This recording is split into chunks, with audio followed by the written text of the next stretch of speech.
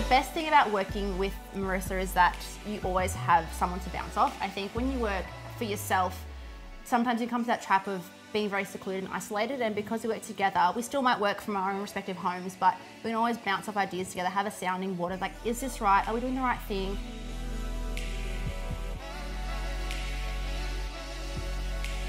She really does complement my weaknesses. We say in our relationship that Bec's the driver and I'm the steerer. So she is very gung-ho. She wants to just like do everything, but I steer our relationship. And I think that works so well together. And I feel that if I worked for myself, I just wouldn't get anything done. No. I'm not as motivated as she is, but I am more rational and I guess level-headed. And if you did something, you'd just be like, bang, and not think about any of the kind of consequences. So I think as a team we work. Not entirely true, but yeah.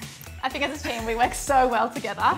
Even when we used to work in retail when we were younger, it was so funny. Everyone would always be like to Bec, oh, I wish there were two of you. And I'm like, hang on, there is two of me.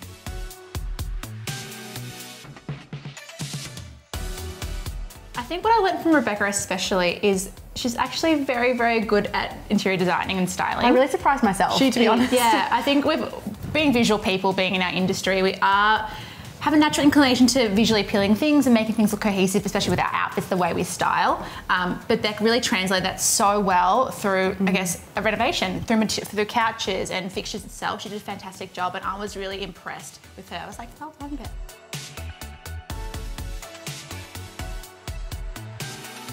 Just looking at materials, and I was really smart about getting like samples of all the materials and thinking about how I'd put together an outfit. I was like, how do I put together a bathroom? So I had my floor tiles, I had my cabinet color, I had like a swatch of paint for my color, and I had my bench top and I had my tap, and I'm like, these things all look really harmonious. And I think when I broke it down to like, how do I dress myself or how do I dress my bathroom?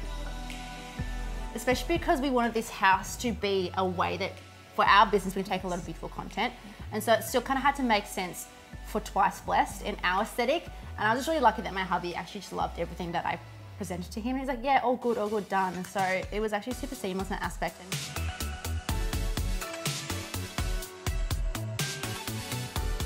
Budget's really important. Yeah. I think when you're quite naive, being first time buyer, you don't realise how much things actually cost. And having contingency plans for budget's really, really important. Okay, thanks so much guys for watching. I hope you enjoyed having a little sticky beak into the house and you learnt a thing or two about being a first home buyer and doing your first reno, but that's all from Twice Blessed. Thank you. Bye.